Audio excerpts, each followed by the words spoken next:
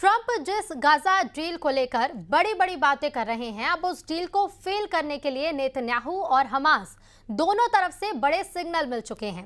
Netanyahu ने यह कह दिया है कि इजराइल की सेना गाजा से बाहर नहीं जाएगी। वहीं हमास ने यह कहा है कि दुनिया की कोई भी ताकत उनके हथियार नहीं छीन सकती। अब ऐसे में डोनाल्ड ट्रंप के सामने बहुत बड़ा संकट खड़ा हो गया है।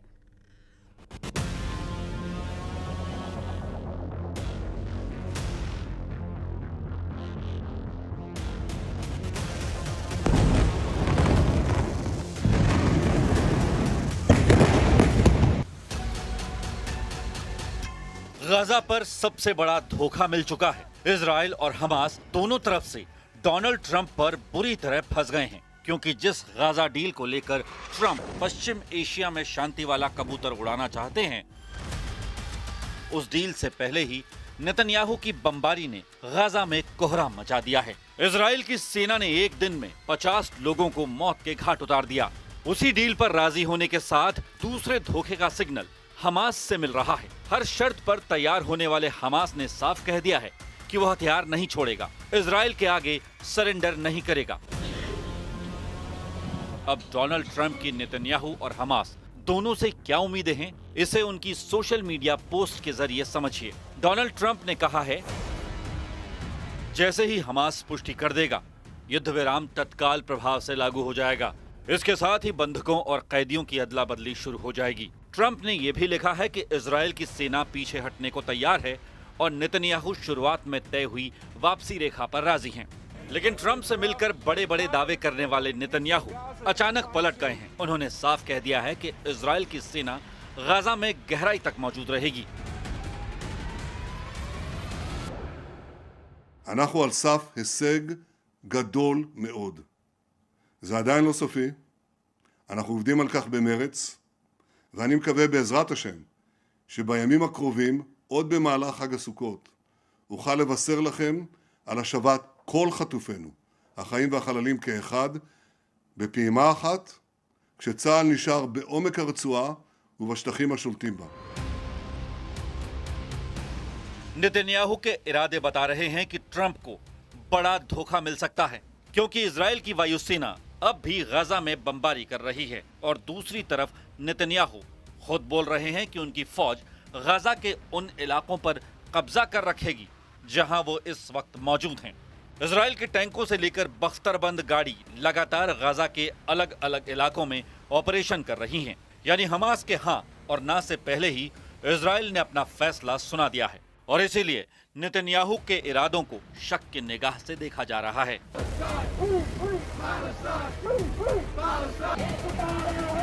फिलिस्तीन को यूरोप का जैसा समर्थन मिला है, उसने इजराइल को चौंका दिया है। यह आइलैंड की राजधानी डबलिन है। गाजा में 66,000 लोगों की मौत, जिनमें 1/3 बच्चे थे। डबलिन के लोग बता रहे हैं कि वो लाशें सिर्फ आंकड़ा नहीं थी।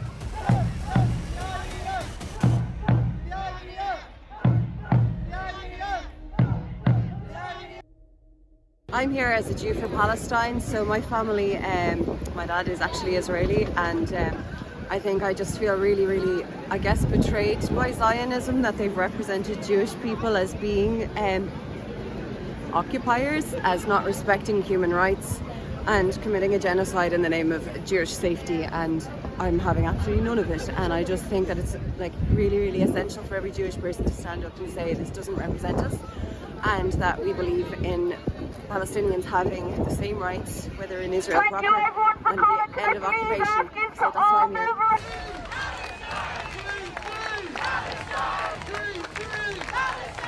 लंदन में ट्रैफलगर स्क्वायर पर प्रदर्शन में हजारों लोग जुटे और फिलिस्तीन के समर्थन में नारेबाजी करने लगे।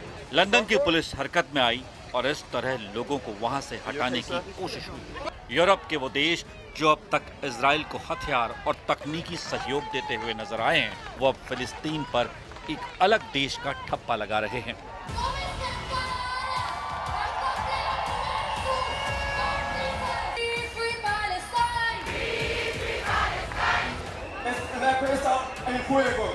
स्पेन में फिलिस्तीन का समर्थन देखिए।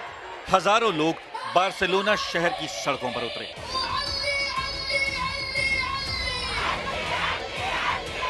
ये 50,000 से ज्यादा लोग हैं जो गाजा में हो रही बमबारी के खिलाफ प्रदर्शन कर रहे हैं। यहाँ फिलिस्तीन का एक बड़ा झंडा लेकर लोग पहुंचे। ऐसे ही प्रदर्शन यूरोप के कई शहरों में लगातार हो रहे हैं। इसमें कोई शक नहीं कि गाजा पर बमबारी को लेकर पूरी दुनिया की नाराजगी से भी नेतन्याहू और इजराइल के कैंप में हड़कंप मचा हुआ है। मगर एक बड़ी वजह फिलिस्तीन को लेकर न्यूयॉर्क डिक्लेरेशन भी है। 12 सितंबर को संयुक्त राष्ट्र में 2 स्टेट सॉल्यूशन के तहत फिलिस्तीन को राज्य का दर्जा देने को लेकर वोटिंग हुई थी और उसमें 142 वोट फिलिस्तीन के समर्थन में पड़े, जबकि इजराइल के समर्थन में सिर्फ 10 देशों ने वोट किया था। इन 10 देशों में मुख्य तौर पर अमेरिका, अर्जेंटीना और हंगरी शामिल थे, जबकि फिलिस्तीन को रूस, चीन, भारत समेत यूरोप और बाकी दुनिया का समर्थन मिला है। संयुक्त राष्ट्र महासभा में इजराइल को मिले इस झटके पर अमेरिका की तरफ से क्या कहा गया वो भी देखिए। The declaration engages in disturbing moral equivalence and fails to recognize the reality that Hamas's terrorism on October 7th was the reason this war was necessary, and its refusal to free the hostages and lay down its arms is the reason this war continues. The version of the declaration being voted on today even continues to contain language endorsing the so-called right of return, which would mean the demographic death of Israel as a Jewish state. For these reasons, the United States urges delegations to join us in voting against the resolution. फिलिस्तीन को एक अलग देश का दर्जा देने की मांग एक ऐसा मुद्दा है जिसे नेतन्याहू कभी मानने को तैयार नहीं। यही वजह है कि संयुक्त राष्ट्र में मिले झटके ने इजराइल को एक बार फिर डोनाल्ड ट्रंप की चौखट पर पहुंचा दिया और वहां से निकली गाजा डील के बावजूद नेतन्याहू लगातार गाजा पर बमबारी कर रहे हैं। नेतन्याहू का एजेंडा दूसरा है, वो गाजा पर 100% कब्जा करना चाहते हैं। וכוחות צה"ל יפרסו מחדש באופן שצה"ל ימשיך להחזיק בכל השטחים השולטים בעומק הרצועה. אני שומע שיש כאלה שאומרים היום שהחמאס היה מוכן כבר לפני שנה או אפילו לפני שנתיים לשחרר את כל חטופינו מבלי שניסוג נסיגה מלאה מארצות. इसमें कोई शक नहीं कि ट्रंप जानते हैं कि नेतन्याहू अपने घर में बहुत ज्यादा दबाव में हैं। तेल अवीव से लेकर इजराइल के हर शहर में लोग जमा होकर सिर्फ 2 मांगों पर अड़े हुए हैं, युद्ध बंद करो, बंधकों को वापस लाओ। और इजराइल की पब्लिक ये भी कह रही है कि नेतन्याहू पर उनको यकीन नहीं, क्योंकि अब तक युद्ध विराम को लेकर जितनी भी डील की कोशिश हुई है उसे नाकाम करने के लिए नेतन्याहू ने कोई कसर नहीं छोड़ी। We know that President Trump has been pushing it. Unfortunately, knowing our Prime Minister Netanyahu, we are very worried that he will find a way to sabotage, like he did in the past 2 years.